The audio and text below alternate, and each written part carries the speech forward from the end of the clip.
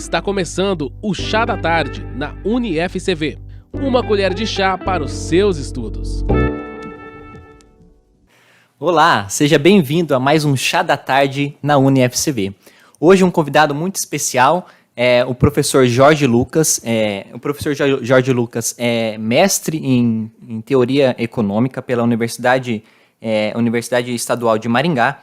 Ele é bacharel em Ciências Econômicas pela Universidade Regional de Joinville. Ele tem especialização em Tecnologias Aplicadas ao Ensino à Distância pelo Centro Universitário Cidade Verde. Atua como tutor educacional aqui na UniFCV. E ele é professor da graduação presencial e professor conteudista. O nosso tema hoje é um tema que está bem recorrente na mídia, tá? É criptoativos. E vou deixar a palavra com o professor Jorge. Seja bem-vindo, professor. Muito obrigado pela tua presença. Olá, tudo bem? Obrigado pelo convite. Como o professor Matheus citou, nós vamos abordar o tema de criptoativos. Então, na nossa titulação já tem uma provocação, perfeito? O porquê falar de criptoativos e não criptomoedas. Então, nós vamos partir desse princípio, beleza? Então, a ideia de uma criptomoeda ou de uma moeda digital, ela é aproximadamente da década de 90. Foi elaborado um movimento, ou se deu início a um movimento chamado Cypherpunks. Então, na década de 90, alguns integrantes desse grupo, eles identificaram que a internet ela poderia ser um recurso muito importante, muito vital, no seu desdobrar, no seu desenvolver. Ou seja, caso num futuro próximo o governo resolvesse fazer alguma intervenção ou obter controle dessa rede, ele teria acesso a todas as informações dos usuários. Então, havia essa preocupação. Então, na década de 90, os integrantes do Cypherpunks, eles já falavam de uma moeda digital e de formas de criptografar dados. Então, a ideia, ela precede, então, esse período. A ideia de uma moeda digital, a ideia de um sistema criptografado, tudo bem? Então, em 2007, nós tivemos a crise dos subprimes, a crise que foi uma ruptura com um ciclo econômico que nós tínhamos e que ela se propagou por todo mundo, a famosa crise de 2008, tudo bem? E em 2009, em janeiro de 2009, então nós temos o famoso white paper de Satoshi Nakamoto, tudo bem? Então, a proposta de Nakamoto era, lembrando que Satoshi Nakamoto é um pseudônimo, tudo bem? E que ele pode remeter a um indivíduo, a um grupo de indivíduos ou a uma companhia. Então, há uma especulação, não é fato comprovado, de que esse grupo ou esses indivíduos eles se ocultaram atrás do pseudônimo por se tratar de uma ideia muito revolucionária.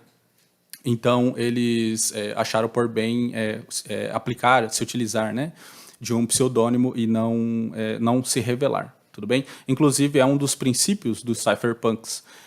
A ideia de privacidade não é o fato de um governo, uma instituição privada ou não, espionar, mas sim de revelar a si mesmo.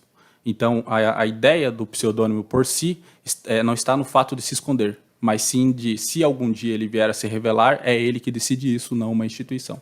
Então, o pseudônimo por si só ele já passa uma mensagem, certo? Então, em janeiro de 2009, Satoshi Nakamoto, ele revela, então, ao mundo o white paper, onde ele mostra, esse white paper ele é um guia, ele é um manual de como o Bitcoin ele iria acontecer, o que seria o Bitcoin e qual que seria o sistema que iria armazenar o Bitcoin. Professor, então surge então em meio a uma crise, querendo ou não, uma moeda Bitcoin ou um criptoativo Bitcoin. Mas o que é o Bitcoin, professor? Perfeito. Então, ele já nasce como uma crítica ao sistema, porque observe que a moeda que nós temos hoje, a moeda fiduciária ou a moeda fiat, como que ela é emitida? Então, ela é emitida por um banco central, por uma autoridade monetária, sancionada por alguma instituição do governo, no nosso caso é o Conselho Monetário Nacional. Então, o Estado ele detém o monopólio da emissão da moeda, ou seja, ele detém o monopólio da inflação. compete ao Estado, se ele manipula ou não, gerar ou não inflação, quando a gente trata de estabilização monetária. Tudo bem? Então, você tem um sistema centralizado. O Bitcoin, na sua origem, ele é um electronic money. Ele é para ser, ou uma cryptocurrency, ele é para ser, ele foi elaborado como uma crítica à moeda fiduciária porque ele é descentralizado. Ou seja, nós vamos abordar sobre blockchain, mas ele é minerado, ele é obtido nessa rede, nessa cadeia de blocos chamada blockchain. Então, num primeiro momento, ela é tida como um electronic money. Ou seja, em si ela é para ser uma moeda, mas o objetivo central é falarmos em termos de criptoativo, tudo bem? Porque as moedas elas precisam obedecer algumas funções básicas que nós trataremos. Então, hoje nós temos as moedas fiduciárias e é os bancos centrais do mundo que emitem essa moeda, né? Então, pelo que dá a entender, assim, a Bitcoin ela não depende desses governos, é isso, né?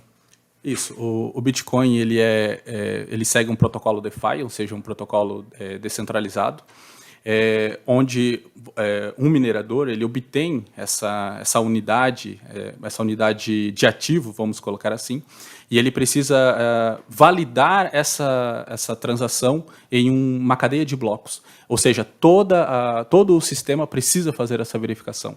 Então, hoje, se você vai numa instituição bancária, para nós ilustrarmos, e você deseja retirar uma soma vultuosa de um determinado valor, você precisa acessar o seu gerente, correto?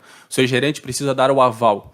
Então, ele está validando a sua transação, um único agente dentro de uma instituição. Então, esse é o procedimento. Quando se trata de criptoativo, a validação é feita no sistema. Certo. E a gente está comentando sobre o Bitcoin, o que é o Bitcoin, mas o que a gente quer saber realmente, Bitcoin é uma moeda, professor? Legal. Então, vou fazer uma provocação contrária. As moedas elas precisam obedecer, as moedas fiduciárias, elas precisam obedecer 3 axiomas ou 3 princípios. Então, unidade de conta, reserva de valor ou meio de troca. Então, o Bitcoin ou os criptoativos em si, eles violam pelo menos um desses axiomas, que é a unidade de conta. Porque observe que reserva de valor, inclusive após o white paper, ele foi tido como ouro digital, porque ele lembra muito o padrão ouro. Então, num primeiro momento, a reserva de valor não é violada. Meio de troca, tudo bem. Há indivíduos que aceitam. Se um indivíduo A transaciona com um indivíduo B, seja lá qual for a finalidade, o meio de troca não foi violado. Entretanto, a unidade de conta é a mais complexa, porque hoje, se nós fizermos aqui uma ilustração de um valor de um determinado automóvel ou de qualquer outro bem de consumo, com relação à sua renda, à sua posição geográfica, nós vamos verificar mentalmente, você verifica se está condizente com a sua renda ou não. E isso de prontidão. Mas por que isso? Porque você tem uma referência de valor na sua moeda e, em alguns casos, até em dólar, quando você está próximo dos Estados Unidos, da economia norte-americana. Essa referência que você tem em relação a preço preço do produto e a mercadoria, sim, isso é a unidade de conta. Então, você consegue transformar de forma monetária na sua mente, automática, você tem essa referência de valor. E o criptoativo, ele não necessariamente ele obedece esse princípio. Você precisa manuseá-lo com muita frequência. É o equivalente ao dizer o seguinte: você pode ir agora numa cafeteria e pedir um café. Se o preço estiver em Bitcoin, você consegue reconhecer de imediato? Provavelmente não. Então, a unidade de conta foi violada. Logo, não pode ser uma moeda. Certo. E, assim, pelo que dá a entender, todos esses criptoativos ou criptomoedas, elas dependem de um blockchain. Perfeito. Mas o que é o blockchain, professor? Então, a blockchain e Bitcoin são duas coisas distintas, são duas inovações que foram divulgadas no white paper de Satoshi Nakamoto. E o blockchain ele é uma cadeia de blocos, ou um sistema. Então, o indivíduo que ele minera, conhecido como minerador, ele se expõe ao sistema, a esse software, blockchain, e o software propõe uma equação matemática, um problema matemático com um determinado grau de complexidade. Então, ele precisa resolver esse problema de matemática, esse problema matemático, certo? Então, ele precisa de duas coisas, capacidade de processamento e energia. tudo bem? Então ele resolve esse problema matemático e expõe a solução para toda a comunidade. Se toda a comunidade dar o aval, esse resultado ele é validado, ele é inserido dentro de um bloco junto com um hash, que é um código. E ele veda, então, esse bloco e é associado com... Qual que é a sua associação com os demais blocos? Porque ele traz junto consigo a senha, ou seja, o hash do bloco anterior. Então, ele vai encadeando um bloco com outro. Ou seja, se você desejar violar um bloco, você precisa violar toda a cadeia de blocos, logo é um blockchain. Certo. A gente está falando de blockchain, de moedas digitais. Hoje, qual é a utilidade, ou assim, futuramente, qual vai ser a utilidade do Bitcoin, né, no mercado ou até mesmo na economia, né? Legal. Acredito que uma primeira aplicação seria ele ser deflacionário, resolver o problema da inflação ou mitigá-lo, pelo menos. Então, para que não haja esse controle estatal, para que não haja essa centralização. Então, num primeiro momento, eu diria que é indexação de contratos, dado o valor do Bitcoin. Então, ele se trata de um valor muito alto. Então, como no passado nós tínhamos o ouro como um indexador e hoje nós temos uma cesta de moedas em determinadas situações, então, provavelmente o criptoativo, Bitcoin, ele será utilizado como indexador para contratos. Ele provavelmente substituirá, então, o ouro, né? Como a gente pode... A gente nota o ouro na economia mundial e hoje, então, o Bitcoin vai ser ou é uma substituição do ouro, né? Como indexador. E o Bitcoin vai substituir as moedas fiat? Ok. Então, há uma corrente de pensamento que debate que, no limite, nós teremos, então, os criptoativos como substituto das moedas fiduciárias. Entretanto, concomitantemente, nós vamos ter algumas moedas fiduciárias residuais. Então, talvez as mais sólidas, as mais consolidadas, como o dólar, a libra esterlina, o ien, o renminbi, porque observe que nós teríamos que, juridicamente, trocar, substituir todos os contratos mundiais. Então, é algo muito complexo. Então, imagine algo funcionando concomitantemente. Certo. Agradeço ao professor Jorge por explicar para a gente o que é o criptoativo, o que é o Bitcoin, né? Hoje tão falado aí.